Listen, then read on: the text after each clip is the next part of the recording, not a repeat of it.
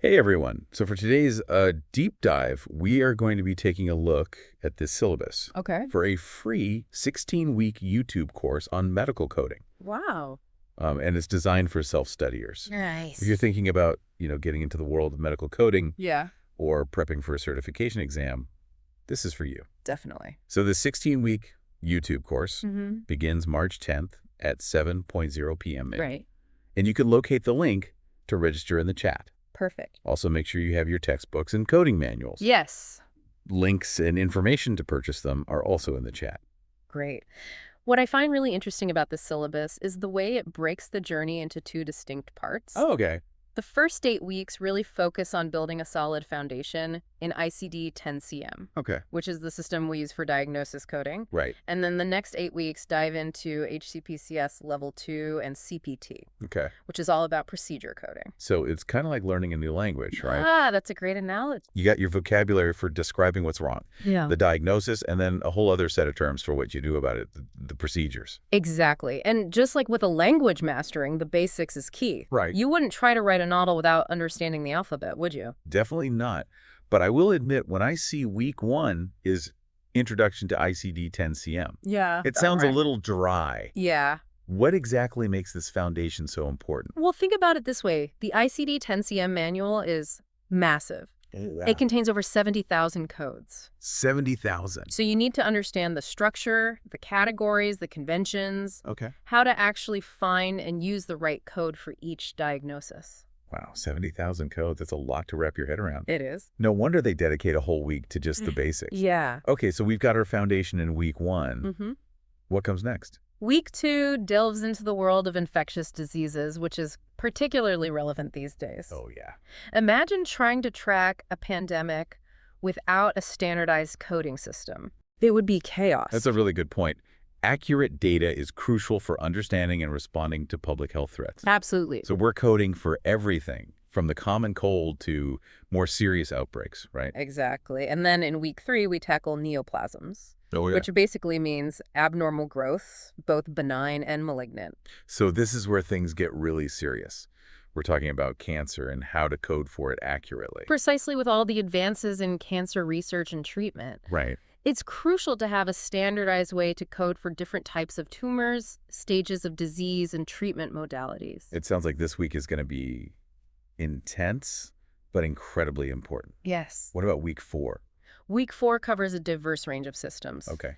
Endocrine, mental health, nervous, and eye disorders. Wow. This is where you start to see how interconnected our bodies are and how seemingly unrelated conditions can share common coding principles. It's fascinating how medical coding requires you to understand not just the codes themselves, but also the complex relationships between different body systems and disease processes. Absolutely. It's not just about memorization. It's about developing a deeper understanding of how the body works and how medical professionals diagnose and treat various conditions. Okay, so we've covered the first 4 weeks, which seem to focus on building a solid foundation and then diving into some really specific areas of diagnosis coding. Right. Where do we go from there? Weeks 5 through 8 continue this journey through the body, tackling the circulatory, respiratory, integumentary, musculoskeletal, urinary, and reproductive systems. Oh, wow. Plus, we delved into the complexities of pregnancy, perinatal, and congenital conditions. So it's like each week builds upon the previous one, creating a more comprehensive understanding of how to code for a wide range of diagnoses. Exactly. By the end of the first 8 weeks, you'll have a solid grasp of the ICD-10-CM system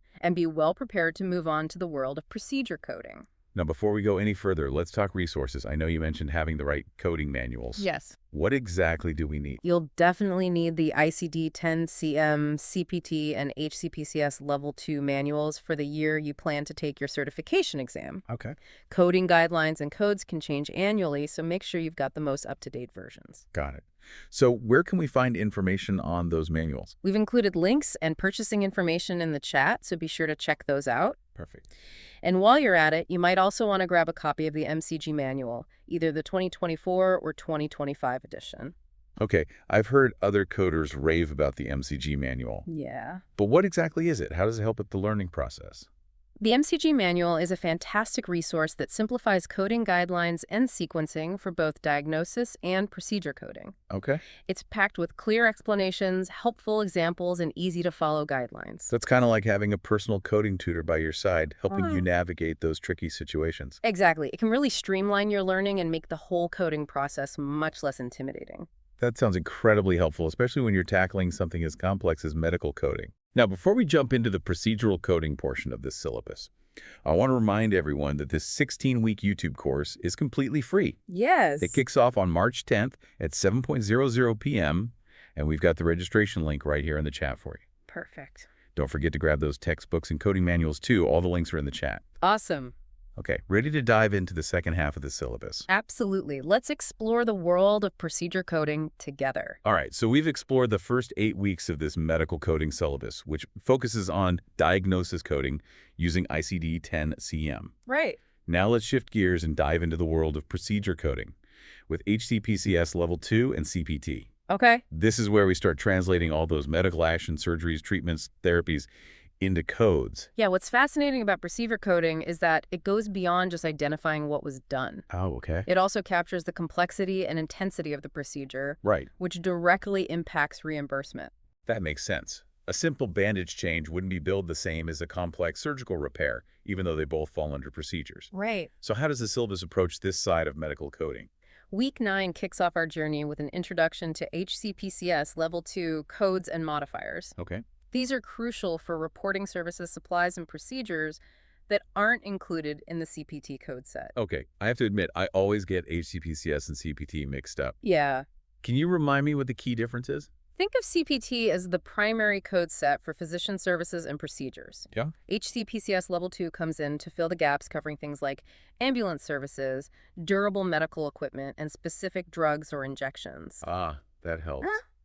So in week 9, we're learning this whole other coding language for those specialized services. What resources are we using for this deep dive? The syllabus recommends Carol Buck's Introduction to HCPCS Level 2 and Step-by-Step Introduction to Modifiers. Okay. Plus, there are AMCI lectures that provide further clarification and examples. Speaking of AMCI lectures, you've mentioned them before. Right. For those of us who are completely new to this, can you explain what they are and how they fit into this course?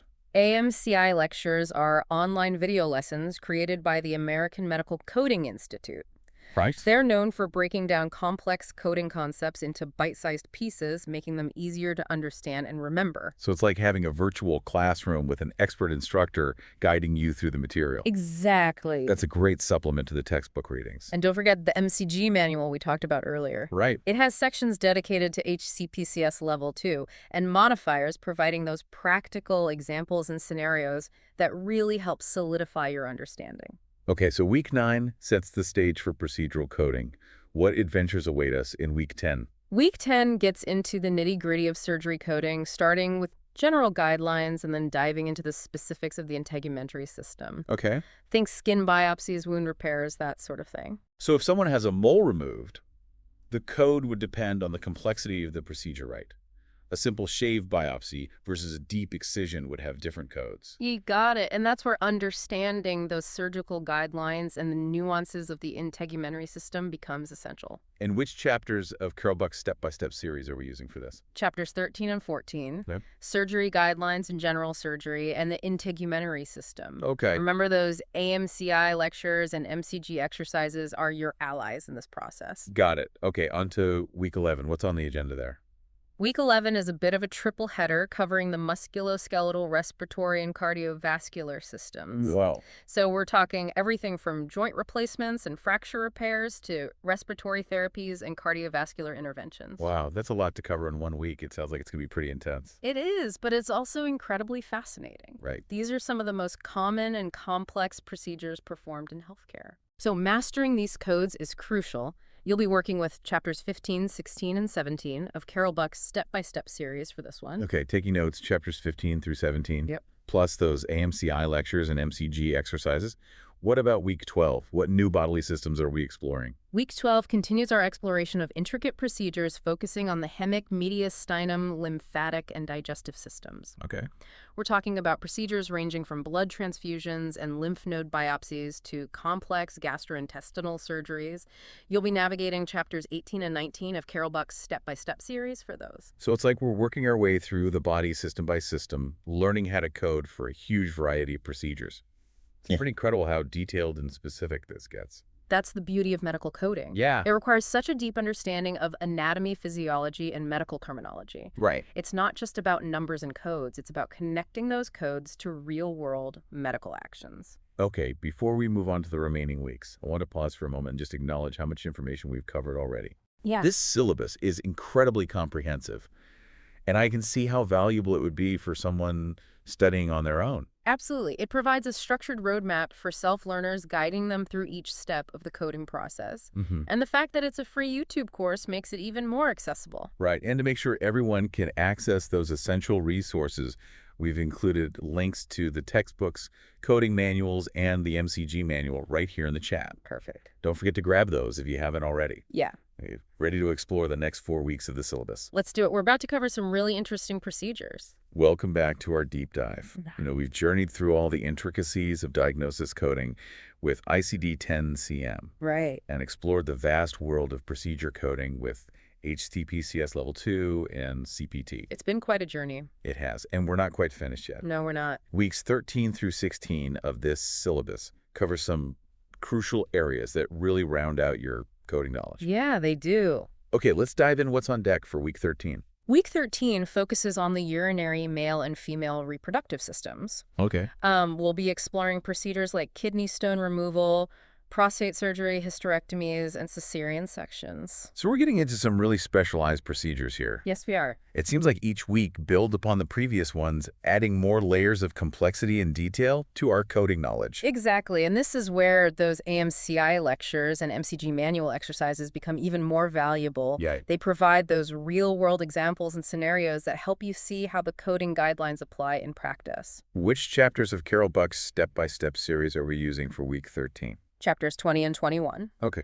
The urinary system, and the male and female reproductive systems. Remember, these chapters are your primary guide, but the AMCI lectures and MCG exercises provide that extra layer of support and clarification. Got it. Chapters 20 and 21, plus those supplemental resources. Yeah. Okay, what about week 14? Week 14 brings us to the endocrine, nervous, and eye systems. We'll be coding procedures like thyroid biopsies, neurosurgeries, cataract extractions, and retinal detachments. You'll be working with chapters 22 and 23 of Carol Buck's step-by-step series for this one. It's amazing how much ground this syllabus covers. We've gone from the basics of ICD-10-CM all the way to coding for incredibly specialized procedures across virtually every body system. It really is amazing. It's a testament to the complexity and comprehensiveness of medical coding. It is. And we're not done yet. Week 15 takes us on a whirlwind tour of some key specialties. Right. Anesthesia, radiology, pathology, and laboratory and medicine. That's a lot. Okay, that sounds like a lot to pack into 1 week. Which chapters are we focusing on? Chapters 12, 24, 25, and 26 of Carol Buck's step-by-step series. Okay. It's a bit of a marathon, but it exposes you to the coding nuances of these critical healthcare areas. So we're really getting a broad overview of procedural coding in week 15. Yes, you are. What about the final week? Week 16. Week 16 focuses on a crucial aspect of coding that often trips people up, evaluation and management, or EM coding. Oh yeah, EM coding. This is where we learn how to code for those all-important patient encounters, office visits, consultations, hospital admissions, and more. I've heard that it can be one of the most challenging areas of medical coding. It can be, Yeah. because it involves understanding the different levels of service documentation requirements and time-based factors that influence code selection. Right. But it's also incredibly important I bet. because it forms the basis of how many healthcare providers get reimbursed for their services. And which chapter of Carol Buck's book are we using for this final week? Chapter 11, Evaluation and Management Services. It provides a solid foundation for understanding EM coding principles and guidelines. So there you have it, a comprehensive 16-week syllabus designed to take you from novice to confident coder. Absolutely. And remember, this is just the beginning. The world of medical coding is constantly evolving with new codes, guidelines, and technologies emerging all the time. So it's not just about learning the material. It's about cultivating a lifelong love of learning and staying curious about the ever-changing landscape of healthcare. Exactly. Embrace those challenges, seek out new knowledge, and never stop asking questions. That's the key to thriving in this dynamic and rewarding field. Before we wrap up this deep dive, I want to remind everyone that this 16-week YouTube course begins March 10th at 7:00 p.m.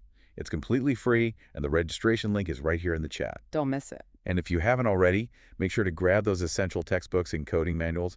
We've got links for those in the chat as well. Yes, make sure you get those. Thanks for joining us on this deep dive. It was a pleasure. We hope you're feeling inspired and ready to embark on your medical coding journey. Good luck and happy coding.